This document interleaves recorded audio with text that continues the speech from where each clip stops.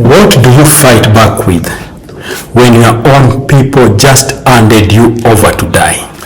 I was reading the Bible. This is my Bible. Yes, it looks like it is somehow torn, but because I read it daily, that's why it looks like this.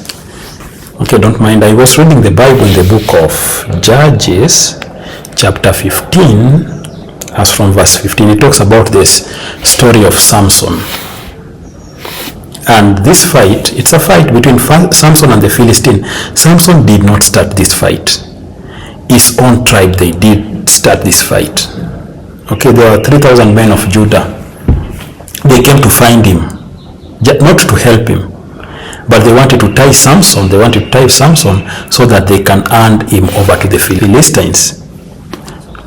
Because his own people, the people of Judah, they were scared of what Samson had done, what he caused. So they decided to give him up. So what they did, they took the rope. Let me say this is the rope. Let me find a rope. So they took the rope and they tied his hands. They took the rope and they tied his hands. And they marched him straight to the enemy's territory. So that's what they did. So here it says in the book of Judges chapter 15, if you read from 15 to 18, 19, you can read even up to 19, and you'll get this clear story. So the Philistines saw him coming, and he's tied up. He's defenseless. They said he belongs to us. Now he's ours. He has been tied. There is nothing he can do. They started shouting. They started celebrating even before the fight started. So they started celebrating because how can a man who has been the answer tied, how can he fight against an army? That was their question. Samson, he didn't have any sword. He didn't have any armor. He reached down and he picked a jawbone of a dead donkey. Imagine 1,000 people are coming towards you. 1,000 army of Philistines, they are coming towards you. And what you can do, you can just pick a jawbone. So let's say this is a jawbone. So you can just pick a jawbone to go and fight against a military or an army which is coming towards you with sword, with spears, with javelin, with knives. And you just pick a jawbone of a donkey. Imagine the size of a donkey. So the jawbone of that dead donkey is what you picked. That is not a weapon anybody will choose. That is not a weapon that will survive any fight. One man, one bone. You know, this story mesmerizes me. One man, one bone, and 1,000 Philistines are coming to kill him. And he's just having a jawbone, and at the same time he is tied. You know what this jawbone did? This jawbone killed all the 1,000 people. This jawbone which Samson used, he killed all the 1,000 people with the jawbone of a donkey. And Samson was standing over 1,000 dead bodies. He was there standing, and you know what he did? He bragged. He bragged. I know now that part has interested you so much, but that's not my point yet. That is not my point yet. That is not yet my point. He bragged, yes. Imagine using a jawbone. You have killed 1,000 people who are having sword, and all of them are dead on the ground. And you know what he did? He made a little rhyme about it. He said, with a jawbone of a donkey, heaps upon heaps, I have killed 1,000 men. With a jawbone of a donkey, heaps upon heaps, I have killed 1,000 men. Now this is the part that now caught my attention. After using the jawbone to kill 1,000 people, he threw it away. He threw the jawbone away. The same thing which saved his life, that exact thing just won the battle. He tossed it. He didn't need it anymore. It is old news. Okay, why am I telling you this? You know, sometimes but I'll not show you, this is me. Sometimes we get these trophies, like this one is mine. When did I get this one? Last year, some program, I was awarded this one. Okay, and we tend to keep them. So we tend to keep it, and we don't even want to throw it away. We don't want even to bank it. We just keep on checking on it. I'll be cleaning it. This is mine. Okay, and there are several here. But when we keep on holding on to these old things, they tie down our legs, because we just concentrate on the achievement and awards, which is making us to forget that we have another race to run. So after using the jawbone, Samson kept it aside. He threw it away. Even me, I have decided, after getting this medal, I'll brag. I'll praise the Lord. Next thing, I will bank it. After banking it, I will see, do I have another race to run? Because this is not the end of life. This is not the end of life. So that jawbone, it was Samson's win. It was his trophy. It was his proof. It was his moment. And the second he was done celebrating it, he threw it away and he kept on moving. That's the lesson.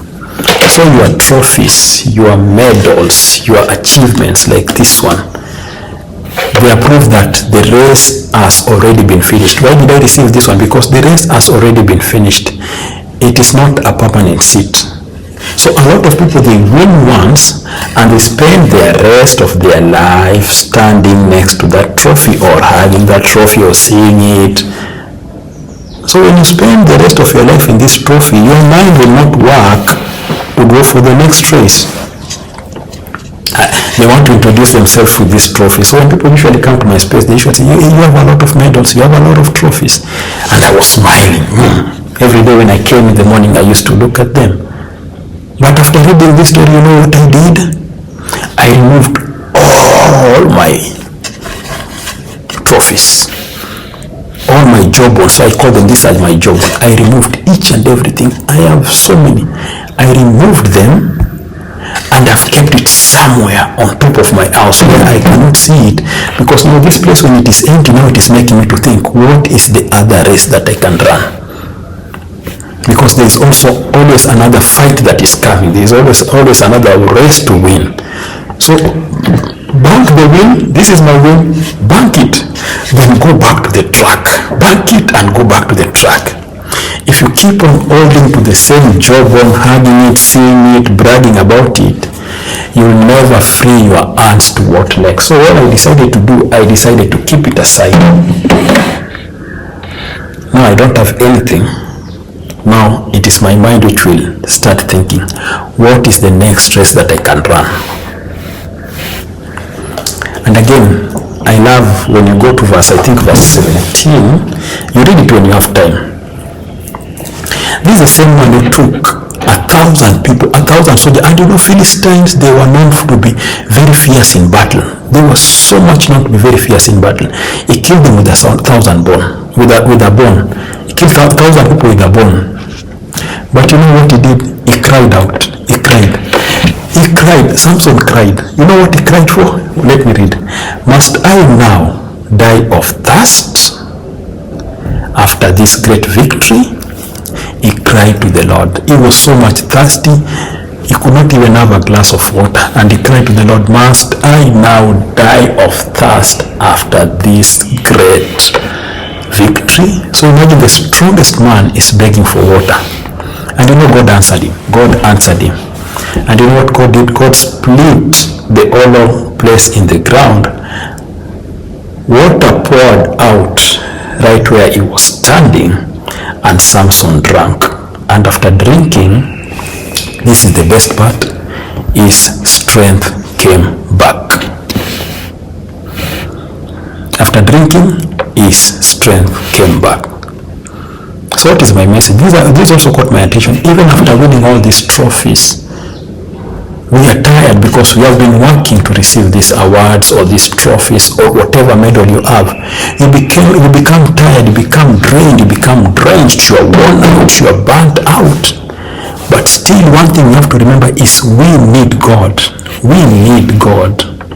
Just like the way Samson needed a glass of water to drink after winning all these ones. That's another lesson that I learned. We need God. We cannot survive on our own. Even after the biggest win of your life. So this is the biggest win of my life. You can still have a hit moment where you have nothing left. That's not a failure. That's part of the story. Cry out, drink, and get back to the track. So depend on God. I'll just read it for you. 15 verse 15, it says, "And he found a new jawbone of an ass, and put forth his hand, and took it, and slew 1,000 men therewith. And Samson said, With the jawbone of an ass, heap upon heaps." It says, heap upon heaps, heaps upon heaps, with the jawbone of an ass have I slain 1,000 men. 17, it says, "And it came to pass, when he had made an end of speaking, that he cast away the jawbone out of his hand, and he called that place Ramath Lehi."